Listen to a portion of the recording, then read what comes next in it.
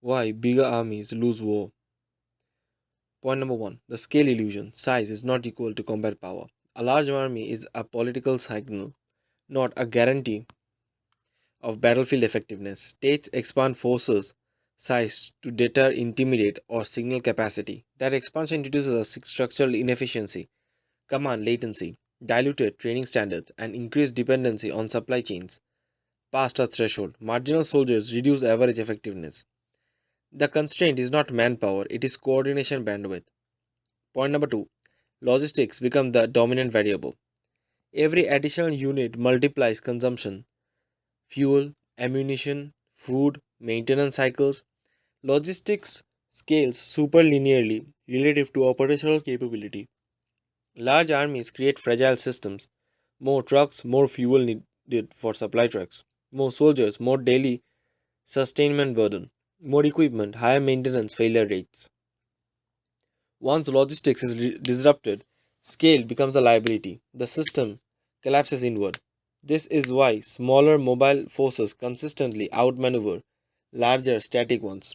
Point number three, command friction and decision latency. Large armies require layered command hierarchies. Each layer introduces information distortion, layered execution, reduced adaptability.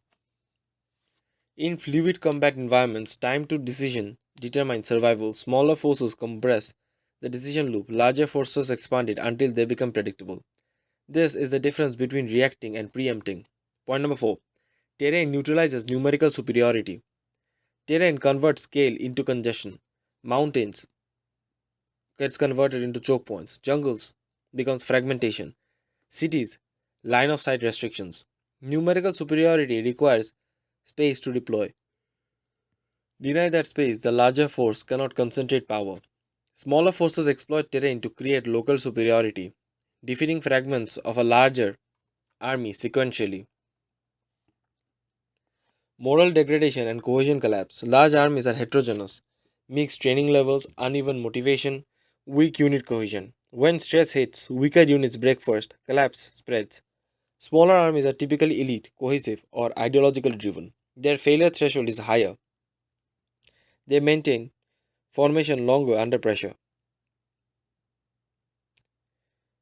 Point number 6, overextension and strategic exposure. Large armies demand territory to justify their existence. This leads to overextension, longer front lines, exposed supply corridors, increased defensive obligations. Each additional kilometer multiplies vulnerability. Offensive scale converts into defensive burden. Point number 7, predictability and loss of initiative. Big armies operate on plans, small armies operate on opportunities. Scale forces reliance on rigid doctrine, movement becomes slower, visible, and easier to anticipate. Smaller forces exploit this by avoiding direct engagement, striking weak points, and forcing the larger army to react. Initiative shifts away from size and towards agility. Point number 8, case evidence of structural failure. Napoleon's invasion of Russia. Largest army in Europe collapsed due to logistics failure, winter attrition, and overextension. Vietnam War, a technologically superior force, failed against decentralized, terrain optimized insurgents. Soviet Afghan War, heavy mechanized force neutralized by guerrilla tactics and terrain constraint. Winter War, a smaller force exploited terrain, mobility, and morale to offset massive numerical inferiority. Point number 9, the structural equation of failure. Large armies fail when three thresholds are crossed simultaneously: logistics strain, supply capacity gets erupted, command latency is more important than battlefield tempo, moral variance is more important than cohesion tolerance. Once this align, collapse is gradual. It is rapid and irreversible. Bigger armies do not lose because they are complex and weak. They lose because their systems are operating at an optimal scale. Complexity introduces failure points. Smaller forces exploit these failure points.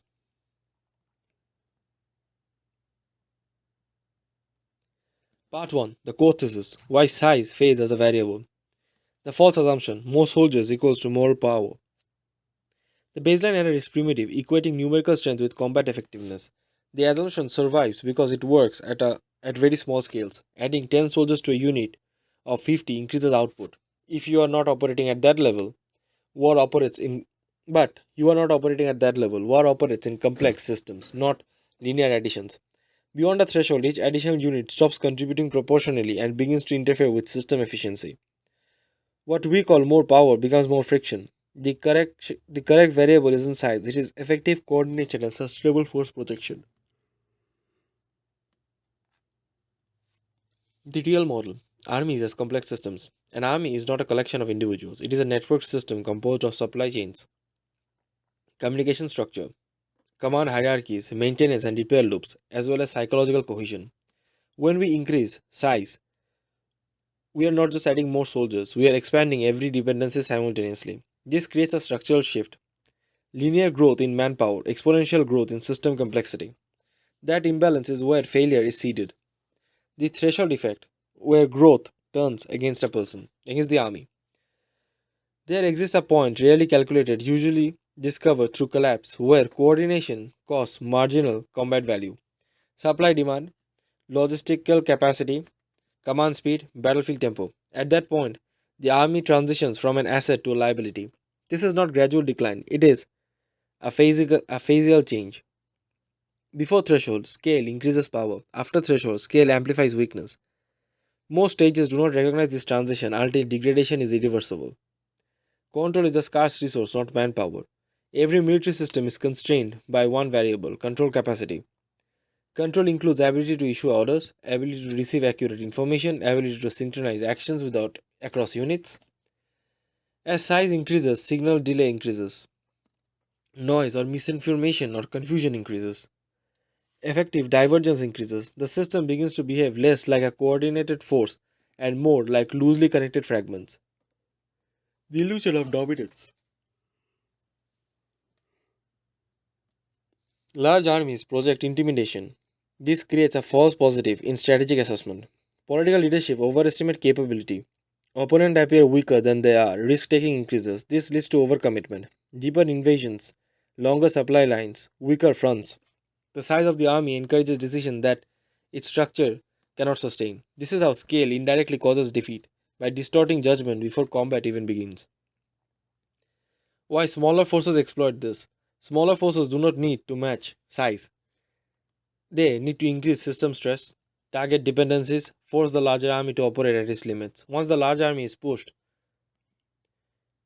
at its control threshold, collapse is internal. The smaller force doesn't destroy it, it accelerates its self-destruction. The core thesis, which is non-negotiable as well. Armies do not lose because they are too small, but because they are too complex to control at scale. Size introduces coordination failure, logistic fragility, decision paralysis, and structural overreach. The moment complexity exceeds control capacity, numerical superiority becomes irrelevant. Consequence, if misunderstood, historical outcomes will also be misunderstood. The structural reality armies run on supply, not courage. Combat is the visible layer, logistics is the governing one. Every unit in the field is a continuous consumption of inputs fuel, ammunition, food, water, spare parts, and maintenance cycles. Remove supply and combat power collapses to zero regardless of troops count. Large armies amplify the dependency until sustainment, not combat, because decisive because it becomes a decisive variable. The consumption machine, why scale accelerates demand. Each additional soldier or vehicle is not neutral. It is a permanent demand stream. Infantry requires daily caloric intake and water. Mechanized units require fuel at high burn rates. Weapon systems require ammunition and replenishments as well as maintenance. The scaling problem. One tank requires fuels, 100 tank requires fuel truck. Those trucks require fuel, driver, maintenance, and protection. So what we are doing is that we are not adding units. We are building a self-consuming chain. Every layer feeds the next. The logistical tail. Growth that outpaces the combat force. A modern army has a tooth to tail ratio. The proportion of combat units tooth to support logistic units tail. As size increases, the tail grows faster than the tooth. A larger percentage of the force is diverted to sustaining itself. At scale, you reach a point where most of the army exists to support the army. This is structural inefficiency. Expansion produces diminishing combat output but accelerating sustainment burden. The fragility of supply lines. Supply lines are linear systems, rails, roads, pipelines, shipping routes. They have critical weaknesses, limited routes, predictable paths, and high value concentration. This creates asymmetry. A small force can disrupt a large army by targeting logistics. Destruction of a few nodes causes system wide degradation. As a result, defeating an army is not required when you can starve it. Throughout, throughput limits, the hidden bottleneck. Every logistic network has a maximum throughput, number of trucks per road, port unloading capacity, rail line frequency. When demand exceeds throughput, delays accumulate, units receive partial supply, operational tempo collapses. Large armies hit these ceilings quickly. Once exit, increasing force sizes reduces per unit supply availability. This is not mismanagement. This is not mismanagement. It is a physical constraint. Distance as a distance as a multiplier of failure. Distance increases transport time, fuel consumption, exposure of disruption. A supply line that is 100 km long is manageable. At 1000 km, fuel required to move supply lines increases exponentially. Convoy protection requirements multiply. Maintenance failure rates rise.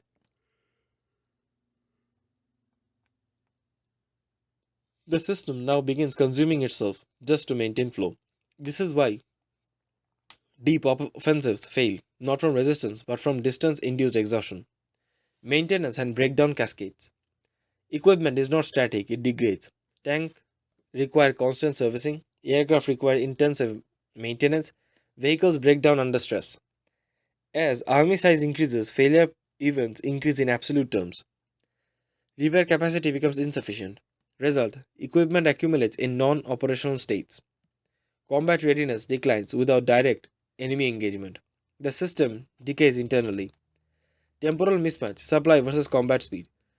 Combat operates in hours and minutes. Logistics operate in days and weeks. Large armies widen the gap. Orders are executed faster than supplies can be replenished. Advances outrun supply chains. When this mismatch occurs, units reach objectives without sustainment. Offensive momentum stalls, and forces become exposed as well as vulnerable. Case pattern: logistic failure as the true cause. Napoleon's invasion of Russia. Supply lines stretched beyond capacity, army collapsed from starvation and exposed before decisive defeat. Operational Barbarossa.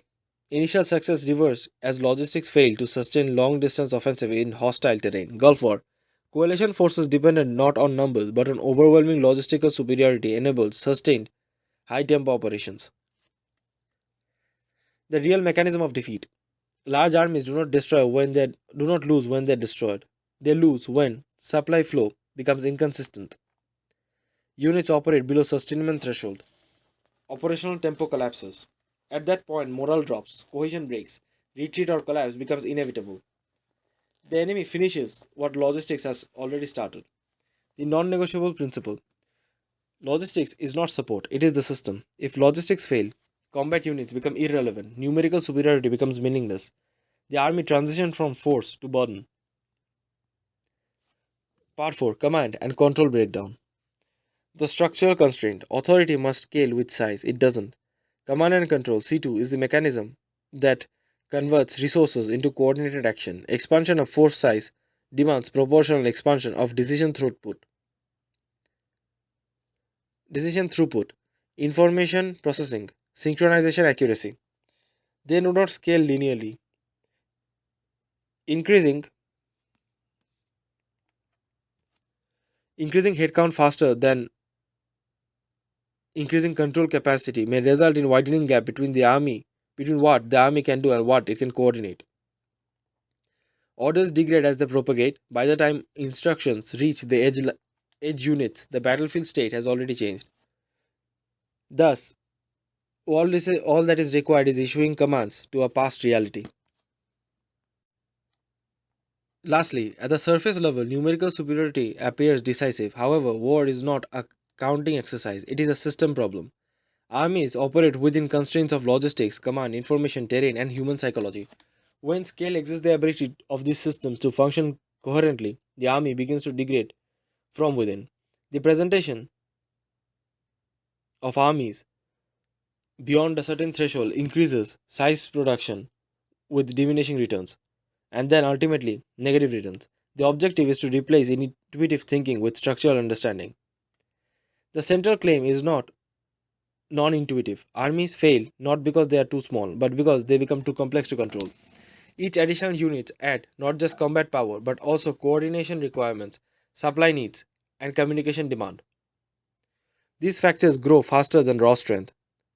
There exists a threshold where the system's internal burden exceeds its ability to function.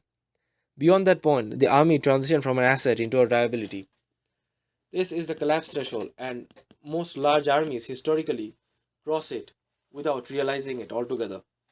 Scaling is not linear. Combat effectiveness grows sublinearly because additional units interfere, duplicate roles, and create congestion. Meanwhile, coordination requirements expand exponentially as communication pathways multiply. Logistics grow superlinearly because every additional unit requires support infrastructure that itself consumes resources. Scaling is not linear. Combat effectiveness grows sublinearly because additional units interfere, duplicate roles, and create congestion. Meanwhile, coordination requirements expand exponentially as communication pathways multiply. Logistics grows superlinearly because each additional unit requires support infrastructure that itself consumes resources. The result is divergence. Benefits flatten when costs accelerate. This produces systematic instability. At scale, the army becomes mathematically inefficient even before facing the enemy. Logistics is the foundation of military power. Every soldier and vehicle is a continuous consumer of resources. Large armies multiply this demand to the point where sustaining them becomes the challenge entirely. Supply lines extend because supply lines becomes predictable and create critical vulnerabilities. Once supply flow is disrupted, units lose effectiveness regardless of numbers. Historical defeats are rarely caused by direct destruction. They result from inability to sustain operations. Logistics failure converts a large army into an immobile, effective mass. Command structures must scale with army size, but they do so insufficiently. Each additional layer introduces delay and distortion. Orders are based on outdated information and reach units too late to be effective. At scale, the army cannot synchronize actions across the units. This produces fragmentation. Units act independently, often inconsistently. This result is a loss of coordinated force application. The army still exists physically, but functionally, it ceases to operate at a unified entity. Large armies generate large volumes of information, but not all of it is usable. Data must pass through multiple layers, each introducing delay, compression, and bias. Subordinates often filter information to avoid negative consequences. Leaders receive incomplete or distorted reports and make decisions based on inaccurate models of reality. This leads to systematic misjudgment. The army is no longer responded to an actual battlefield condition but to an internal narrative detachment from reality. Terrain imposes physical constraints on force deployment. Mountains, forests, urban environments limit how many units can engage at once. Large armies cannot deploy their strength simultaneously. Instead, they are forced into narrow fronts or fragmented units. This allows smaller forces to achieve local superiority by engaging segments of a larger sequential army. Terrain converts numerical advantage into congestion and vulnerability. Mobility determines whether force can be applied effectively. Smaller force moves faster, concentrate at decisive points, and disengage when necessary. Large force moves slowly due to logistical and coordination constraints. This creates a time advantage for smaller forces that dictate when and where engagements occur. Numerical superiority becomes irrelevant if it cannot be brought to bear at the right place and time. Morale is uneven across large armies. Some units are resilient, others are fragile. Under stress, weaker units break force, creating gaps. These gaps expose adjacent lines, forcing them to withdraw. This creates a cascading effect. Collapse spreads literally through the formation. Large armies are statistically more fragile because they contain more weak points. Psychologically, psychological failure often precedes physical destruction. As armies expand, they stretch their resources across larger areas. This reduces force density and creates gap in defense. Supply lines become longer and harder to protect. Reserves are consumed just to maintain positions. Without reserves, the army cannot respond to breakthroughs. Expansion appears as strength, but it creates structural weaknesses. Overextension is one of the most common causes of a large scale failure. Large armies impose continuous economic costs. Sustaining them requires industrial output, financial resources, and political support. Over time, costs accumulate faster than benefits. Production struggles to keep up with consumption. This creates shortages, inflation, and public dissatisfaction. Eventually, economic pressure forces strategic decision, including withdrawal or de escalation. Wars are often lost economically before they are lost militarily. Adaptability is critical in dynamic conflict environments.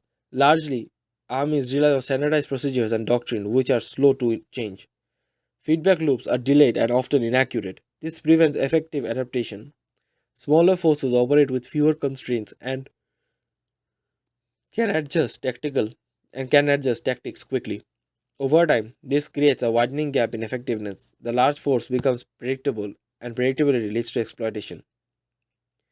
Asymmetry warfare focuses on exploiting structural weaknesses rather than engaging in direct confrontation. Smaller forces target supply lines, communication nodes, and isolated units. They use low cost methods to impose high costs on larger armies. By extending this conflict, they force the larger force into prolonged expenditure. Victory is achieved not by destruction, but by exhaustion and loss of political will. Historical cases consistently shows the same pattern. Large armies fail due to internal system breakdown rather than lack of strength. Logistics collapse, commands fail, overextension takes place, economic strain appears. They are not isolated events, they are structural outcomes of scaling beyond control capacity. The consistency across different eras and contexts confirms the validity of the model. The conclusion is precise. Military power increases with size only up to a point where the system can control, sustain, and coordinate that size. Beyond that point, additional scale creates more problems than it solves. The objective is not maximum size, but optimal size. States that fail to recognize this build armies that appear powerful but are structurally vulnerable. Those armies do not lose immediately, they collapse when pressure exposes their initial weaknesses. The idea that bigger armies win war persists because it is simple and intuitive. It is also incorrect. War is determined by systems, logistics, command, information, morale, and economics. Size amplifies both strength and weaknesses. When systems fail to escape and to scale, weaknesses dominate. Large armies lose not because they lack power, but because they cannot use that power effectively. But because they cannot use the power that they have effectively.